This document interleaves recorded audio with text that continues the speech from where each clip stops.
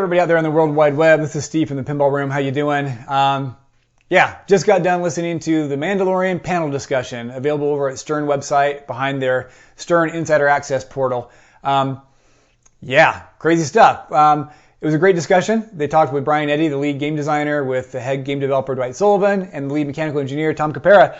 And yeah, learned some things I did not know before, like there's a flamethrower in the Mandalorian pinball machine. Did you know that? I did not know that.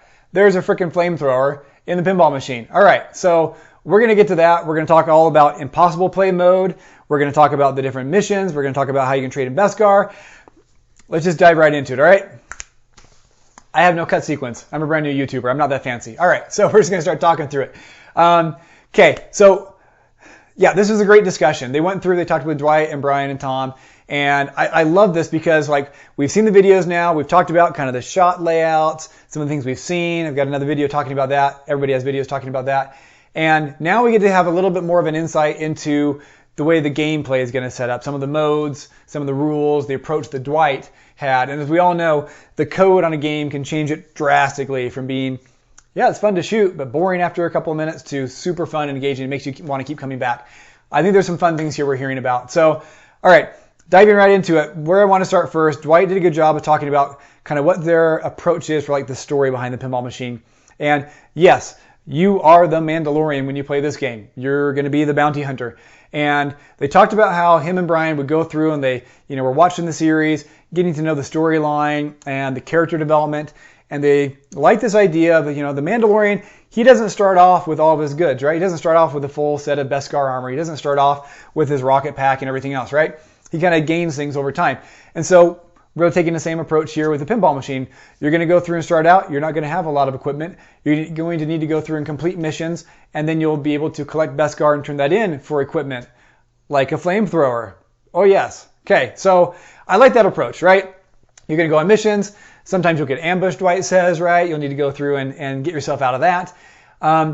As they went through and talked about all this, there's kind of like three main areas in the pinball machine that are going to be involved in the game. You've got your missions, then you've got multi-balls, and then you have encounters.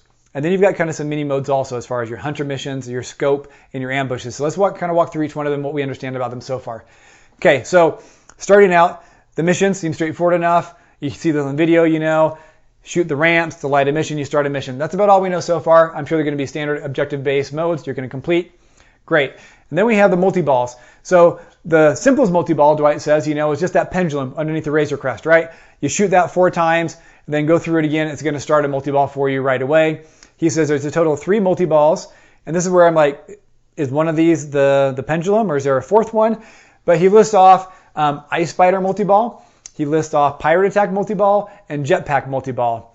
Doesn't go any deeper yet in exactly how how many balls are in each one and the objectives. But there are those 3 multi-balls. And then we also have, the multi-ball that started by hitting that pendulum.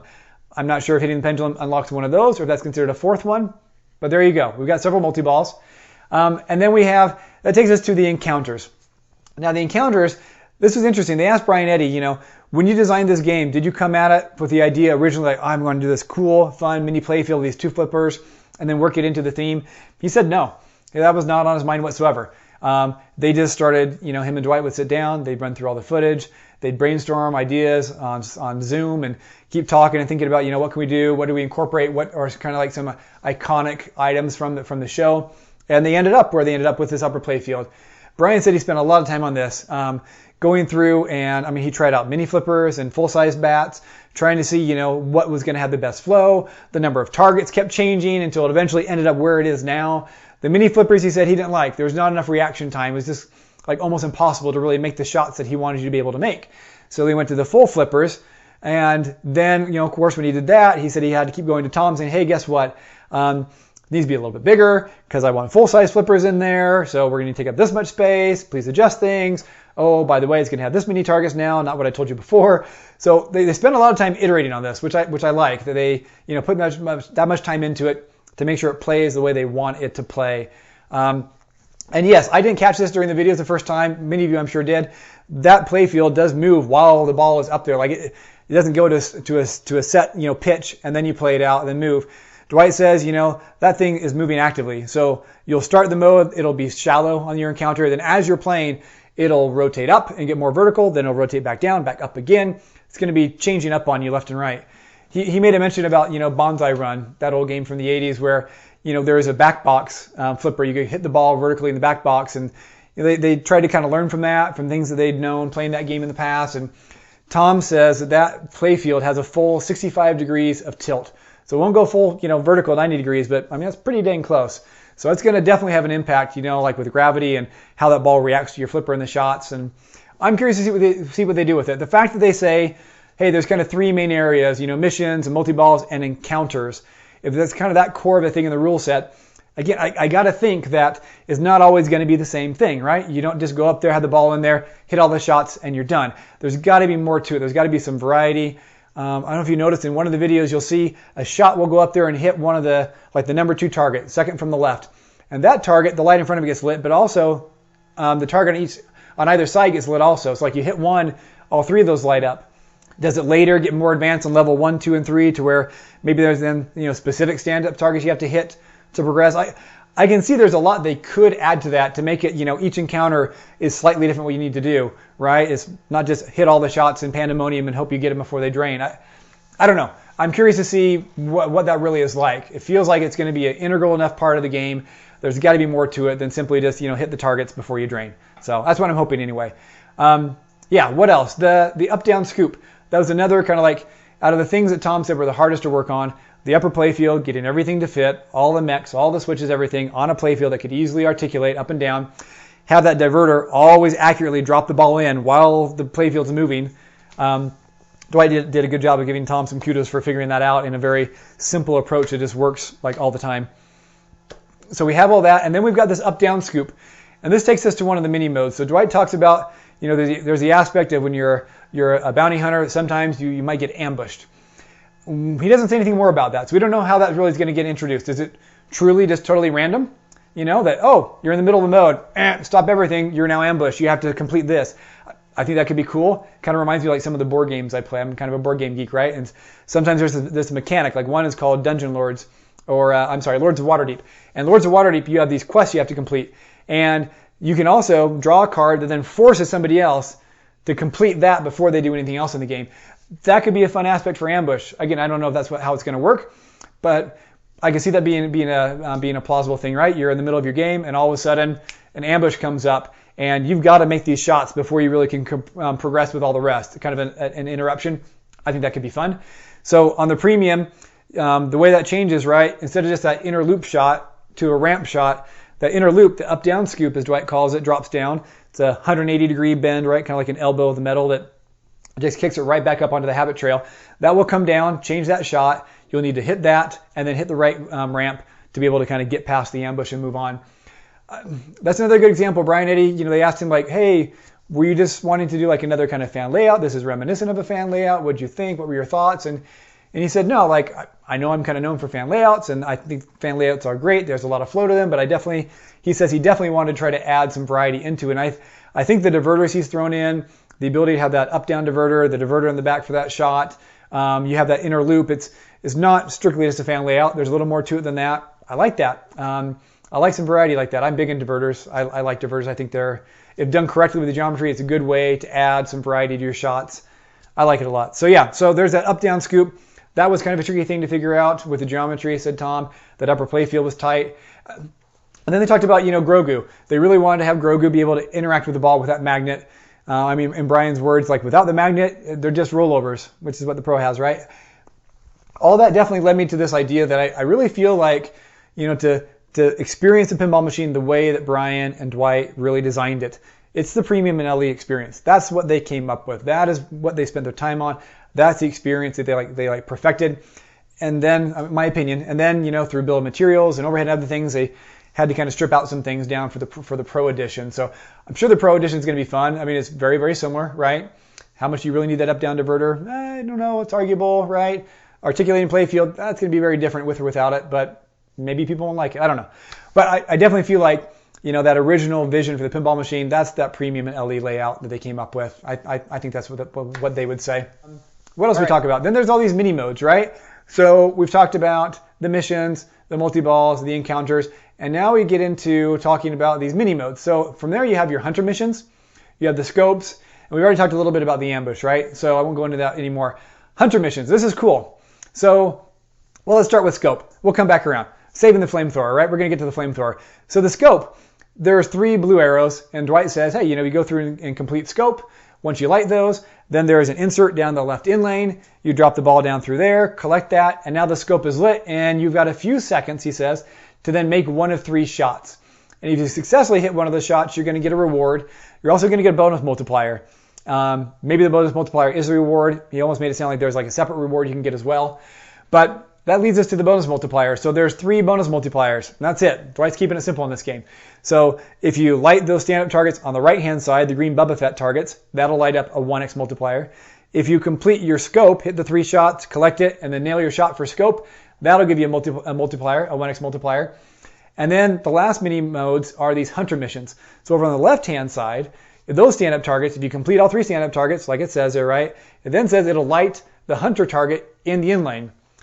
Now here's the shot. If you look closely, you'll see there's a small little an insert with the hunter symbol at the top of the left in lane. So I'm assuming you'll hit those 3 shots to light it. That'll light the lower insert by the left in lane. You'll collect that when it comes down through, and then you'll shoot back to the scoop to then actually start a hunter mission. And the important thing about hunter missions, aside from those other core missions you see in the center of the playfield, the hunter missions, if you complete them successfully, which good luck to me, I rarely complete modes all the way successfully, they usually time out. But if you're able to complete the mode successfully, you will then be granted Beskar. And the Beskar, we know from the videos, you'll then take and shoot into the scoop, which is the foundry, and you'll be able to turn in and exchange your Beskar for equipment. And this is where Dwight says, yeah, you can trade it in for equipment, for extra balls, things like that. And that's all he says at first. We're like, okay, great. Who knows what this equipment's going to be? What we're really going to be able to do with it, right? Okay. And then we start talking about, we get into a discussion about the ramps and the pros and cons of plastic versus metal. I still hate the way they did the plastic on the Pro because it's covering up so much of the playfield. I love you guys, but come on. So then Dwight goes through and starts talking more about the different modes. He's asked, hey, is there a co-op mode again in this one? Dwight says, yes. He says, I don't know that I'll ever be able to create a game without a co-op mode again. It was so wildly popular with TMNT and everybody wants it. So there's definitely a co-op mode, which is great. I think I enjoyed it a little bit. I've played Teenage Mutant Ninja Turtles. I think it's a great mode. There is team play, which, not to gloss over this, I think that's great. I've had too many pinball machines from Stern that say it has team play in the menu and you turn it on and nothing happens. I'm glad team play is actually a thing they support now.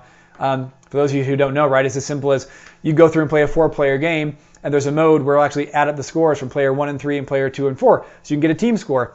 Well, that wasn't supported in the last Star Wars game that I had, and Stern said they just weren't supporting it, but now they are. Anyway, sorry for the rant. I love team play. I'm glad it's back. You can do a 3v1, 2v2, 2v1, etc. There's competition mode, and there is what is called impossible play. Thank you, Dwight, for another wrinkle in the rule set we have to get our heads around. No, honestly, sincerely, Dwight gets a lot of crap for sometimes having really complex, over-convoluted rules, whatever. I don't know. I'm not an advanced player. They can be complex for me also. But you know what? Good on you, Dwight, for trying new things out and putting something new in the game. I think it's awesome. I love that you're trying new things. This could be amazing. I don't know if I'll ever turn it on. I'm not that good of a pinball player. All right, so impossible play. What you do, you go in the settings, you turn on impossible play. It sets all the individual settings to the hardest setting. Very hard, as Dwight said. So, harder to complete objectives, harder to start your multi-balls, etc., right? So that's fun. But then on top of that, there is now a software override for the hold power on your flipper coils. Yes, Dwight is going to make it to where you cannot trap up the ball for more than 2.5 seconds before that flipper will lose power and drop down, whether you want it to or not, and release the ball. There's actually going to be an on-screen meter showing this when you enable this mode. Whenever you trap up the ball and the hold power gets engaged, it's going to have some sort of a meter that kind of shows it counting down until it's gone. You'll lose control of that flipper, and then you have to wait until it recharges. I'm assuming another 2 or 3 seconds, right? So, yeah, that'll make it harder. I'm not sure if I'll be turning that one on. It's an interesting concept. I'm curious how many people are ever going to turn that on and play with it. Give me your comments down below. What do you think about this impossible play mode? Is it going to be worth anything? Is it a novelty thing? I don't know. Again, Dwight, thanks for trying something new. I love experimentation. Who knows? Maybe I'll think this is one of the greatest things, in a pinball machine. I don't know. I got to try it, right? All right, so that's impossible play. That was pretty much the interview, right? Okay, obviously we're missing one thing, a flamethrower. Well, it was kind of the surprise at the very end that Dwight gave us this little gem. The interviewer, I forget his name, sorry, he was interviewing everybody. He's like, hey, so, oh, and what about that lockdown bar, the action button? Does that do anything in this game? And Dwight's like, oh, yeah, I mean, you launch a ball and you can, like, start your game and launch a ball. Oh, or you can, use it to activate your flamethrower. Okay, what now? And Dwight says, yeah, one of the things you can trade out your Beskar for is a flamethrower. So that's one of the pieces of equipment. And the way it works is, once you have the flamethrower, you'll hit that action button, and then all the shots are going to get set on fire. And they're going to start from the right orbit and go across to the left. I don't know if that means they're going to stack or if it's going to be like a roving shot, right? But they're going to all light up and be on fire. And then you're going to hit your shot, and that's going to select it. And then the next time you hit that shot, you're going to have a 2x multiplier on it. Like, okay, that's pretty cool. I can see you stacking that with different modes. You're about to go into like maybe in an encounter that's worth a lot of points, or like the jackpot for a multi-ball, and you're gonna, boom, launch your flamethrower, hit that button, lock in the shot, and then hit it again. Like, I like that. That could be cool. It makes me wonder. There's so many shots we've seen in the video, right? Of like Mando leaning forward, the rocket coming off his back, nuking a ship. Is that gonna be another one of the pieces of equipment you can trade out Beskar for? Like some sort of like nuke shot, just like complete an entire mode for you? I hope so, because I need that help lots of times on modes. But it intrigues me. If we have this flamethrower, like what other bits of equipment, what other little things like that are there? I can imagine there's probably going to be 2 or 3 others, I would hope, that can do some similar things to help you throughout the game. Cool concept. I like it. I can't wait to see it in action and try the flamethrower. Yeah, okay, so there you go. That's pretty much what we know about the Mandalorian pinball machine at this point. Oh, and Tom doesn't like shaker motors. That's the other thing we heard. They started giving him a hard time. I'm sure it's because they're just shaking all his tools, all his toys loose that he spent all his time putting in the right place. Yeah, there you go. Stern, everybody there, thank you so much for taking the time to put this together. You guys don't have to take the time to do these panel discussions. You don't have to take the time to go through and start sharing, giving these tidbits, but I appreciate it. I think we all appreciate it. As much as I know sometimes you guys are giving a hard time about things, I love your games. You guys are great. Thank you for keeping pinball alive. All right, everybody, do me a favor. As you know, I'm brand new to YouTube. Like, subscribe, help me down below. Throw in some comments. Let's get some discussion going. What do you guys think about this flamethrower and the idea of this impossible play mode? Tell me what you think. Okay? Talk to you later, everybody. Bye-bye.